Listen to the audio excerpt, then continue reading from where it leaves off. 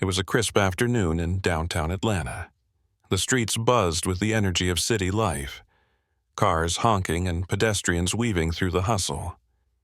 Among the crowd sat Susan, a young African-American woman on a quiet bench by the corner of 5th and Main. She held her phone in one hand, occasionally glancing up with anticipation. Today was special. Her husband, Anthony Wilson, had just been appointed as the new captain of the Atlanta Police Department. Years of hard work and dedication had led to this moment, and Susan couldn't be prouder of him. As Susan waited, 2 uniformed officers, Johnson and Thompson, approached. Their demeanor was tense, their expressions scrutinizing. Susan noticed their gaze lingering on her, but she kept calm, offering a polite smile as they stopped in front of her. "Miss, may I ask what you're doing here?" Johnson asked, his tone sharp and unwelcoming. Susan straightened her posture and responded, "I'm waiting for my husband. He's running a bit late." Thompson tilted his head, his brows furrowed with suspicion. "What's your husband's name?" Susan hesitated for a moment. There was something unsettling about their tone, but she reminded herself to stay composed. "His name is Anthony Wilson. He's the new captain of the Atlanta Police Department." The officers exchanged a glance, a flicker of doubt crossing their faces before arrogance took over. Johnson stepped forward. "Well, miss, we're going to have to ask you to stand up and turn around. We need to conduct a search." "What?" Susan's voice rose in shock. "I haven't done anything wrong." "Ma'am," Thompson interjected, his hand resting on his holster, "please cooperate.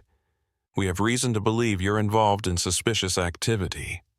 Susan's heart raced, her mind flooded with indignation. She could feel the humiliation building as passers-by began to slow down, their curious eyes adding to the weight of the moment. She knew she was being racially profiled, but she also knew she had to remain calm. Slowly, she rose to her feet, her hands trembling as she raised them in surrender. While the officers began their search, Susan felt her phone buzz in her pocket. She quickly retrieved it and saw a text from Anthony. "Hey babe, running a bit late. Where are you?" Her fingers flew across the screen as she typed back, "Anthony, I'm on the corner of 5th and Main. 2 officers are harassing me. Please hurry." As she hit send, a wave of relief washed over her. Anthony would be here soon. He would take care of this. But the officers had no idea who they were dealing with. To them, she was just another face, someone they could intimidate without consequences. Minutes later, a sleek black SUV pulled up to the curb. The door swung open, and out stepped Anthony. His face was calm, but Susan, knowing him well, could see the anger simmering beneath his composed exterior. He walked up to the officers with measured strides, his presence commanding attention. "Can I help you, officers?" Anthony's deep voice broke the tension in the air. Johnson, taken aback, stepped forward. "Sir, we were conducting a routine stop. This woman was acting suspiciously." Anthony's eyes narrowed, his gaze shifting from the officers to Susan and back again. "Suspiciously," he repeated. "And what exactly was she doing that seemed suspicious?" Thompson spoke up, his voice dripping with condescension. "She was sitting here not doing anything. She looked out of place, so we thought we'd check her out." Anthony's expression turned icy. "Out of place," he said, his tone sharp and deliberate. "Let me make something clear. This woman is my wife. She was waiting for me. And your actions today? They're unacceptable." The officers' faces drained of color, realization dawning too late. Johnson stammered, We didn't know, Captain. We didn't mean any harm." "You didn't know because you didn't bother to ask," Anthony retorted. "Instead, you made assumptions based on nothing but prejudice. That's not policing. That's profiling." Before the officers could respond, Anthony's phone buzzed. He answered it, his expression darkening as he listened. "Understood," he said, ending the call and slipping the phone back into his pocket. Turning to the officers, he said, "It seems this isn't the first complaint we've had about you two.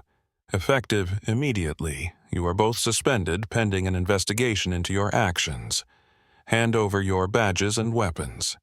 The officers looked stunned, their mouths opening and closing as if to protest, but Anthony silenced them with a raised hand.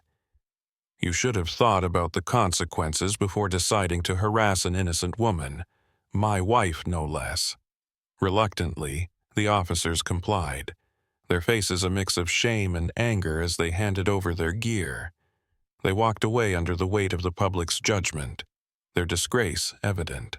Anthony turned to Susan, his eyes softening as he placed a protective hand on her shoulder. "Are you okay, babe?" Susan nodded, her voice steady but filled with emotion. "I'm fine, thanks to you." Anthony smiled gently. "Always. That's what husbands are for." As they embraced, Susan felt an overwhelming sense of gratitude. This wasn't just about her. It was about standing against a systemic issue, about setting an example for what justice should look like. That day, Anthony didn't just defend his wife. He defended the principle that everyone deserves respect, dignity, and fairness, regardless of how they look or where they come from.